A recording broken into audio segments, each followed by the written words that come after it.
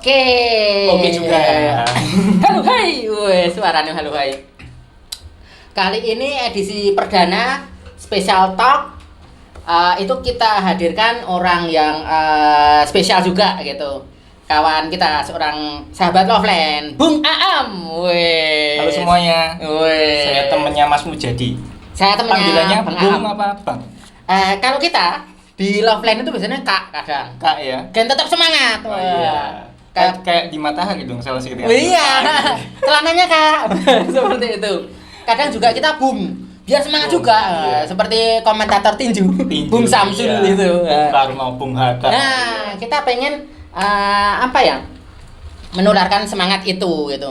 Kadang juga Bang, karena Iya. Bang juga menghargai dan akrab. Akrab. Bang Togar. Wah. Bang Tosa. Nah, Bang Tosa. Bang Tosa ini disingkat menjadi BTS. Iya. Bang Tosa. Iya. Bukan BTS yang K-pop itu bukan, tapi Bang Tosa ya. Tosa. Seperti judul acara itu Special Talk. Jadi kita ya. berkaitan dengan special needs. Dan tentunya acara ini persembahan dari Loveland Indonesia. Iya. Kerjasama dengan The Generator Indonesia. Ada Keren Indonesia banget, juga. ya. Itu keren itu. Iya, Artinya keren sekali. membumikan nama bangsa. Iya, wah kita saling ngegomi pokoknya. Iya. Nah, bagi yang belum tahu siapakah Bang Aam itu, kenapa kok kita hadirkan di sini adalah karena Bang Aam itu sahabat Loveland, terus dia aktivis juga, tentang dunia special needs gitu. Karena kita sebenarnya berkawan lama gitu loh. Iya, sejak lama ya. Lama kita. Sejak era distro itu kan. Iya, Fakability. Di Om Pinco itu kan. Iya. Fakability saya mendirikan distro juga. Ketika itu namanya kita belum ada muncul Loveland Indonesia belum. Iya. Loveland Indonesia itu kan tahun 2012 itu kita munculkan Loveland Indonesia nama itu. Sebelumnya itu secara individu kita udah bergerak sih di Tetap bidang jalan ya. tetap jalan di bidang special needs gitu, tapi kita lebih fokus ke special needs yang kalau istilah saya sih non fisik. Jadi yang autis, Down syndrome, cerebral palsy dan sebagainya itu. 2012 kita pakai bendera itu Loveland Indonesia. Terus 2013 itu pameran pertama. Iya. Itu uniquely one karena setiap yang satu adalah unik. Meskipun sama-sama autis gitu, tapi anak satu dengan yang lainnya tuh pasti punya keunikan dan perbedaan Iya, masing-masing. itu. Terus tahun 2014 Bang Aam tertarik terus akhirnya gabung berLoveland Ria gitu. Iya. BerLoveland Ria terus kita bikin acara itu. Uniquely One yang pertama. Yang kedua. Bagi saya yang pertama. Bagi Bang Aam yang pertama itu. Berbagi inspirasi. Ya, berbagi inspirasi gitu. Iya. Itu di Gedung Kesenian Solo. Ya, GKS. Ya, sekarang udah nggak ada ya. Nggak ada, sekarang jadi masjid ya. Iya. Dalam proses pembangunan. Nah, yang menarik dari seorang Bang Aam itu ngopo sih gitu. Dia Bang Aam itu kok punya keinginan tertarik gitu di bidang itu. Dari mungkin kadang kan orang berpikir ya, kayak ngopo kurang-kurang gawean caca kayak melakukan hal seperti itu gitu kan. Iya.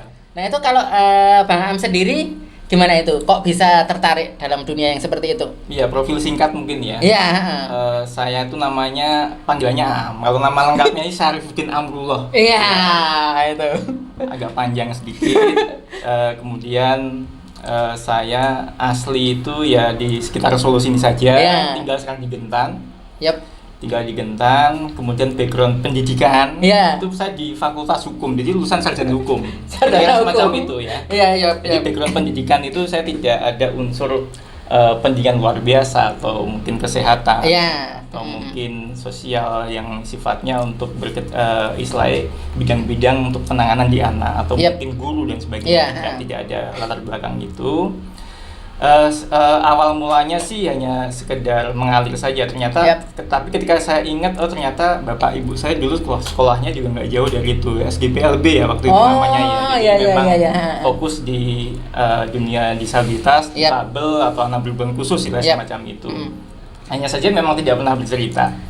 Kemudian berjalannya waktu, saya ketemu dengan samping kanan saya ini, kemudian di situ kita ngobrol, ada semacam hal yang bisa untuk kita sinergikan saat itu, bicara tentang anak berkebutuhan khusus gitu kan, anak istimewa yang ada di Kota Surakarta. Kita pengen mengembangkan anak-anak ini agar bisa lebih mendapatkan tempat, bisa mendapatkan suatu hal yang bisa dihargai lebih dan bisa diapresiasi, sehingga anak-anak ini mendapatkan suatu hal yang istilahnya penghargaan ya, istilah itu yang selama ini kita lihat itu termarginalkan dan sebagainya. Berjalannya waktu kemudian saya mencoba mengkaji di beberapa rekanan teman-teman yang belajar bersama. Oh ternyata memang ngomongin anak tuh ngomongin suatu yang sangat mengasihkan. Bagaimana di kondisi sekitar kita saat ini, anak-anak itu dengan berbagai varian kebutuhannya. Sebenarnya nggak ngomongin anak berkebutuhan khusus ya, anak yang sifatnya umum saja. Kita lihat sebenarnya secara kodrat mereka punya istilahnya kecerdasan masing-masing. Artinya kenapa di prosesnya di dunia pendidikan itu prosesnya diproses sama. Dan akhirnya juga itu yang menjadi gambaran peta pendidikan yang saat ini. Itu membuat saya Loveland artinya ini berlaku juga untuk anak-anak yang istimewa. Artinya istimewa juga artinya oh ternyata anak autisme itu ketika kita gali, kita yakini mereka punya kecerdasan masing-masing. Misalnya kayak samping kanan saya ini Mas Mujadi, mungkin secara interpersonal jika kecerdasannya bagus, cuma kurang tergali gitu loh. Cuma mungkin dia temannya di mana-mana banyak gitu loh. Itu harus digali dan sebagainya misalnya kayak gitu. Tapi dia mungkin kecerdasan sifatnya sains matematik dia lemah. Dan itu tidak bisa dipaksakan. Begitu dengan anak-anak berkebutuhan khusus yang saat ini kita lihat di sekitar kita sekarang tuh kan diproses rata-rata di tempat-tempat pendidikan khusus yang mana anak ini harus mendapatkan layanan yang sifatnya lebih ya, tapi mungkin harus ada semacam trans education-nya dulu, transasi, artinya disiapkan dulu baru mereka nanti secara kognitif dikembangkan sesuai dengan keberbakatan dan keminatannya, misalkan gitu ya. Ada proses itu, kemudian saya tertarik di situ, kemudian syukur alhamdulillah sampai sekarang saya masih eksis di sini, istiqomah. Amin. Mulai pertama bersimpati, kemudian berempati itu kan lebih tingkatannya lebih saya dari sudah tahu anak dengan kondisi anak seperti ini, saya harus melakukan apa. Kira-kira empati itu lebih respect, artinya berbuat apa, kemudian kita berupaya untuk membersamai. Berupaya juga untuk membahagiakan. Membahagiakan itu kan muncul dari kita aura-aura positif ya, kebahagiaan yang mungkin bagi anak dan bagi kita. Soalnya kan kita tahu sendiri kan, anak-anak dengan kondisi istimewa ini kan sensitifnya cukup tinggi.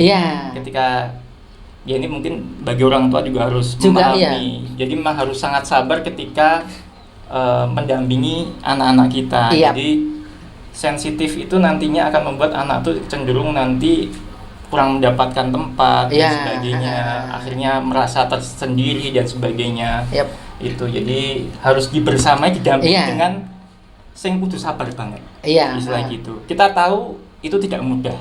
Tapi kita berupaya untuk menerapi paling hal-hal yang mudah lah. Di rumah seperti apa untuk istilahnya sekarang kan kalau ngomongin terapi kan, kalau di lembaga terapi kan berbayarnya juga lumayan. Variatif dan ilmu, tapi sekarang juga sudah mudah didapat. Di YouTube internet juga banyak, internet juga banyak, istilahnya gitu. Kemudian sharing dengan sharing kayak gini misalnya. Gimana sih cara penanganannya? Sekarang kan link kita kan juga banyak kan. kita punya temen ada fisioterapi bagaimana secara motorik kasar halusnya istilah fungsi-fungsi itu bisa berkembang ketika anaknya itu dengan gangguan itu.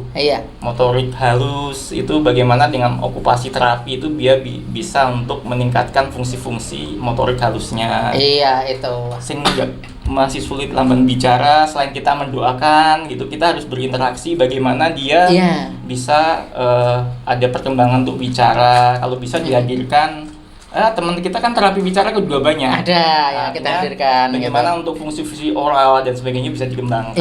Itu dia. Kemudian perilaku misalnya teman-teman psikologi temennya Bang Tosa itu dia fokus di mengenai bagaimana menumbuhkan perilaku anak ini bisa berkembang dengan baik. Basically teman-teman Bang Tosa itu psikologi luar biasa sekali ya toh.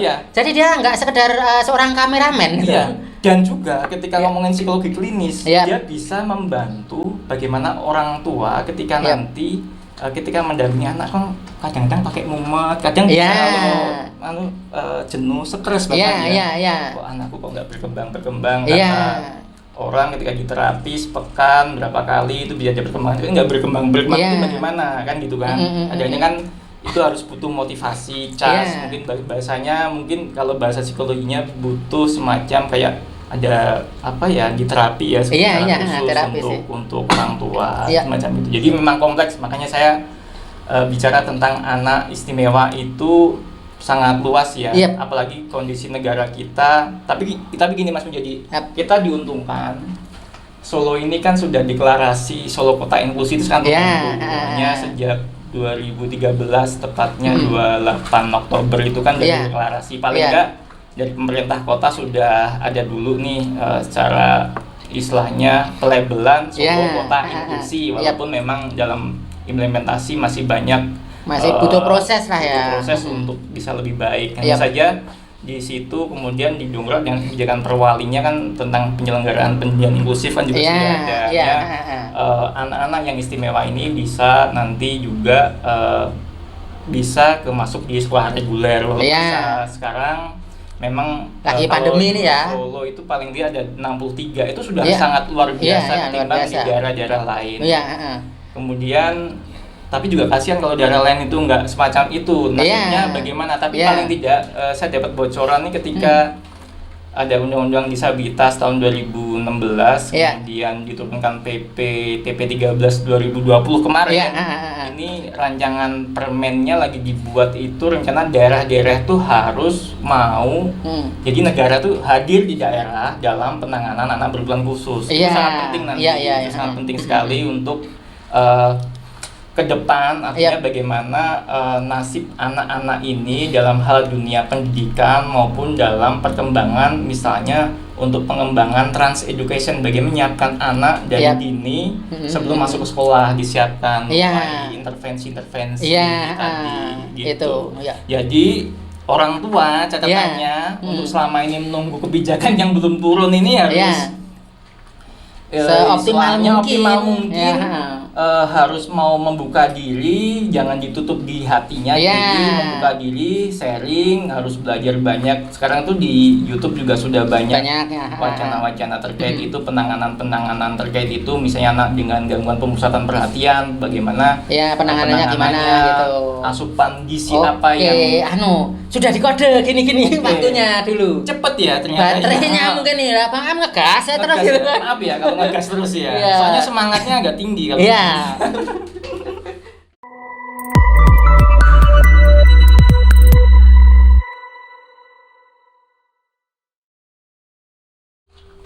Berjumpa lagi kita di Special Talk. Lanjut ya nih. Lanjut masih bersama Bang Aam. Bang boleh, Mas boleh. Ya. Kak juga boleh. Aa juga boleh. Oke, apapun itu. Aam tak juga boleh. Nah, Bung Aam kalau saya lebih ke Bung Aam sih. Nah, tadi kan mungkin yang nonton tuh, Bang Aam ini jelasnya kemerutuk kayak itu data kok ngerti gitu. Nah, ini sekedar info sih. Kan zaman sekarang itu banyak hoax gitu ya. Hoax. Banyak hoax, data ngasal gitu. Nah, kebetulan Bang Aam ketika berloveline ria gitu, di proses kehidupan, terus Bang Aam itu sekarang di sebuah instansi yang terkait erat dengan dunia spesial needs seperti itu tadi. Makanya Bang Am tahu ada berapa sekolahan misalnya sekota Solo gitu. Nah, ke depan mungkin kita akan sedikit kasih informasi tentang instansinya itu, karena itu menurut saya juga banyak sekali dibutuhkan sih. Ya, untuk sosialisasi ya. Untuk sosialisasi ya. Apalagi untuk orang tua dengan anak yang special needs gitu. Kalau saya sih lebih cenderung ke nyebutnya special needs biar nggak rancu aja sih. Kadang kan ada banyak gitu loh. Dan jangan sampai pemilihan kata itu menjadi masalah yang besar. Betul. Sehingga kita lupa beraction. Nah, itu dia. Hanya bahas mengenai pemaknaan. Pemaknaan tapi terus tindakannya gimana kayak gitu. Benar. Nah, di Loveland sendiri kita sekolahan bukan, kita kursusan bukan, tapi kita komunitas tuh. Dulu saya bertukar pikiran juga sama Bang Am itu kita itu kan kadang orang tua bingung Bang Am ya ketika anaknya udah nggak sekolah itu terus mau ngapain gitu.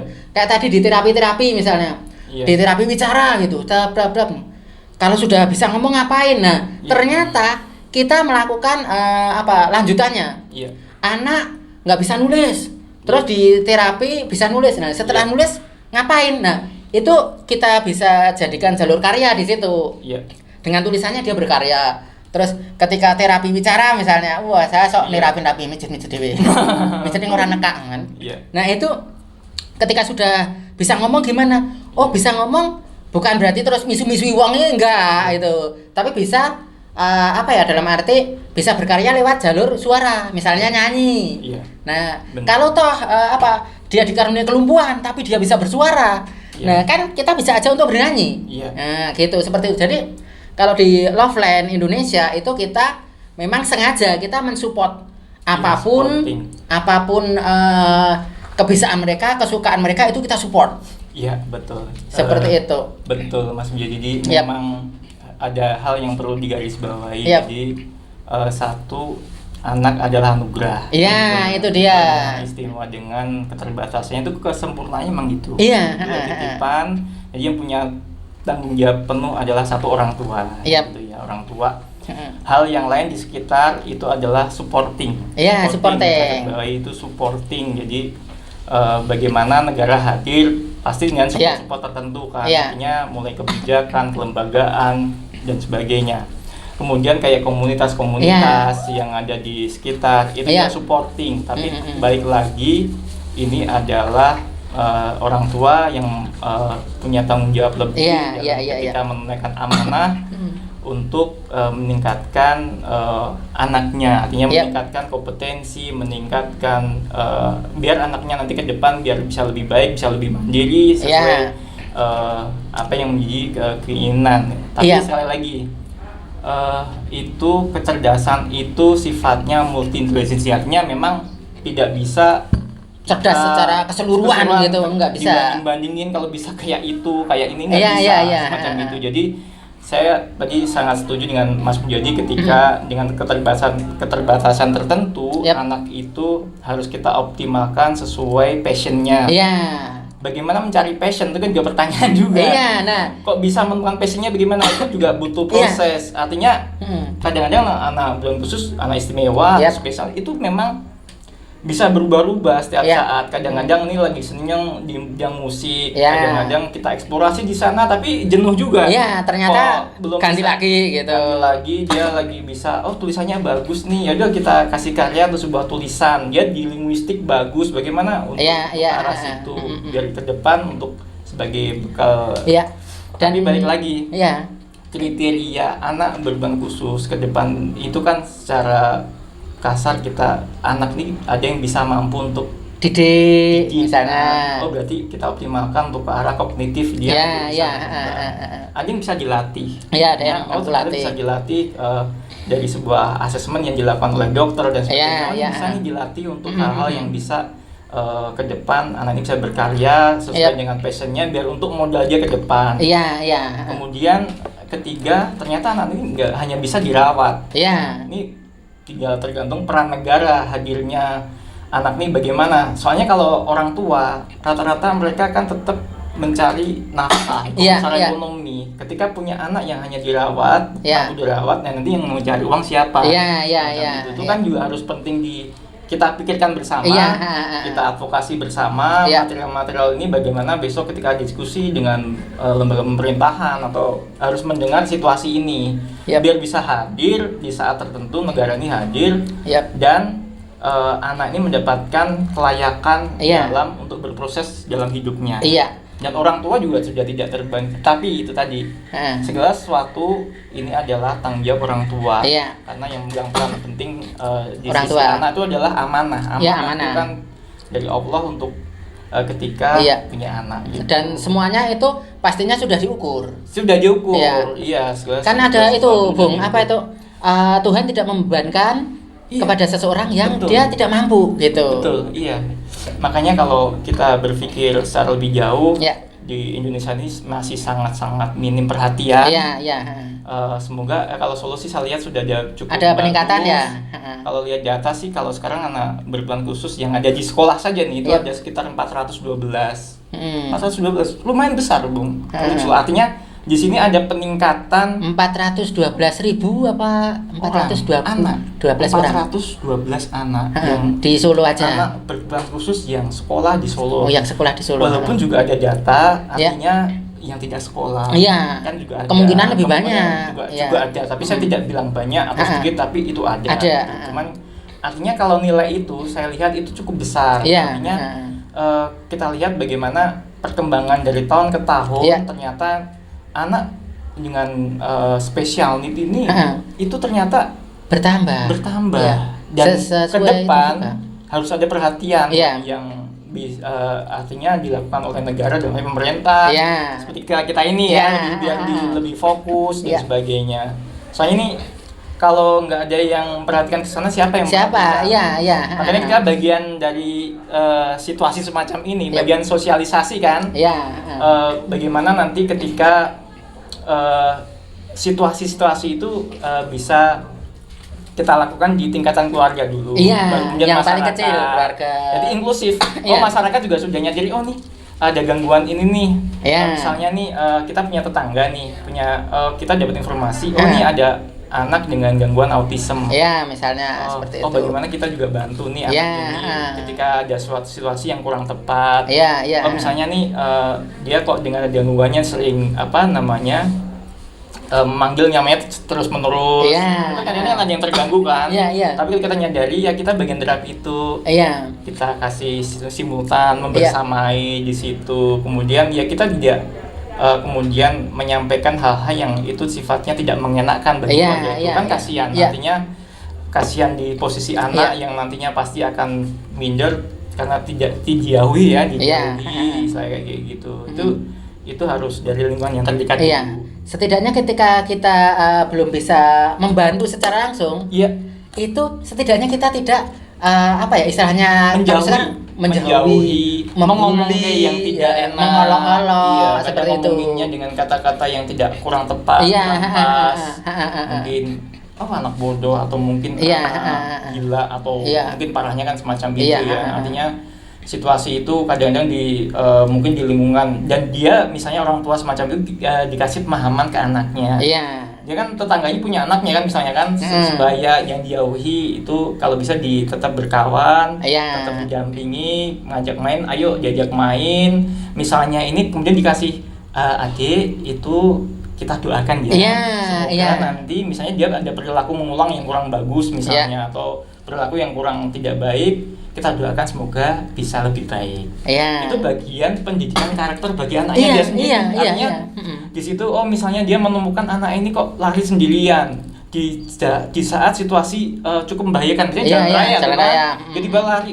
Kalau orang yang paham atau dia kan langsung menolong, membantu biar tidak terjadi kebahayaan atau hal yang tidak diinginkan dan sebagainya. Itu makanya memang dibutuhkan sosialisasi, dibutuhkan pemahaman bersama, dibutuhkan istilahnya perhatian bersama biar nanti juga itu bagian terapi juga. Artinya bagi anak sendiri ketika di lingkungan sosialisasi itu bisa berkembang sesuai dengan untuk meningkatkan kemampuan dari anak itu sendiri. Itu sih Bung. Jadi Loveland memang ketika saya turun di awal di Loveland itu memang sangat-sangat bersyukur sekali bisa ketemu Mas Mujadi dan bersinergi akhirnya. Walaupun saya memang dari nol, saya nggak tahu ini, saya kebetulan tidak di lingkungan dengan anak berkebutuhan khusus, cuman ketika saya mengetahui, saya berupaya pertamanya bahasane awal tuh masih bahasanya kayak bahasa Jawa mesake ya. Ada ciptaan semacam ini gitu. Tapi kemudian ketika saya berempati, kemudian saya ketika berempati itu kan masuk guru mesake itu kan, saya harus mengapain, saya harus melakukan apa, kemudian itu bagian dari respect. Ketika bersamai itu sudah bagian untuk membahagiakan. Insya Allah segala sesuatunya ini, proses ini kita yakini anak itu juga bahagia, kita pun yang bersamai juga bahagia. Pasti Mas Mujadi juga mengalami yang sama dong, saya yakin. Ketika Mas Mujadi kan sering turun langsung ya. Kalau di saya sih turun di kantor kan juga gitu kan, ada 200 anak yang bersama dengan kami, artinya di situ kan memang prosesnya mengawalinya tidak mudah. Artinya biasa misalnya kita salaman itu mungkin dengan anak yang umumnya itu ya salaman biasa gitu. Mungkin dulu saya sudah berapa kali salaman saya di idoni itu ya biasa. Artinya memang itu hal yang pertama, mungkin itu sangat mungkin orang-orang yang biasa mungkin ada rasa emosi dan sebagainya, tapi ketika kita ini masih ada gangguan yang sebagainya itu akan sangat berbeda. Kemudian yang kita terima adalah hal-hal yang sifatnya indah nantinya. Dan percayalah tuh bahwa kebaikan itu tidak akan tertukar. Seperti itu. Keyakinan itu yang harus kita tumbuhkan. Dan istilahnya kalau kita berbuat baik kepada seseorang, kan nggak harus orang itu yang membalas kita gitu loh. Ya udah, kita berbuat baik, ya udah berbuat aja gitu kan. Dan saya sok maki gitu kan. Ketika saya dulu diundang, minum nggak dehidrasi gitu. Garing nanti. Itu kita akhiri ya Bung ya? Oke. Kita akhiri. Mungkin nanti ada episode lain kan. Episode spesifik apa gitu. Kita nggak mungkin satu ini terus menyeluruh semua, nggak bisa gitu. Saya akhiri dengan quote. Dulu kan elek-elek ini kan aku sempat diundang jadi bintang tamu KKND. Dan itu masih berlaku juga, ya toh? Nah, itu kesimpulan. Disimpulkan dulu tentang hari ini. Aku malah kesimpulan itu nanti yang nyimpulkan Bang Aam. Saya penutupnya aja. Boleh. Itu saya quote-nya. Ini quote akan berulang-ulang kayaknya ini. Gitu. Bahwa semua yang lahir ke dunia itu berbahagia. Begitu juga anak-anak yang special needs. Itu quote ulangan saya. Kesimpulan Bung Am. Simpel saja, pada tema ini sore ini adalah yang pertama, saya setuju dengan Mas Mujadi tadi, saya simpulkan anak berhak bahagia. Yang kedua, orang tua harus sangat sabar dalam mendampingi anak. Ketiga, lingkungan sekitar harus mendukung, mendukung suasana inklusif di sekitarnya, mulai dari keluarga dan masyarakat. Keempat, harus banyak belajar. Ketika punya orang tua harus banyak belajar melalui media apapun, media sosial, teman dan sebagainya. Kita jangan berharap untuk saat ini negara itu hadir, karena memang kondisinya prosesnya masih panjang. Tapi yang sudah dilakukan negara untuk saat ini, ya kita hargai, kita hargai, tapi kita yakini proses untuk perkembangan anak itu orang tua. Mungkin itu. Oke. Terima kasih sekali Bang Aam. Bersama kita bisa. Panjang umur kebaikan. Amin. Ngombe.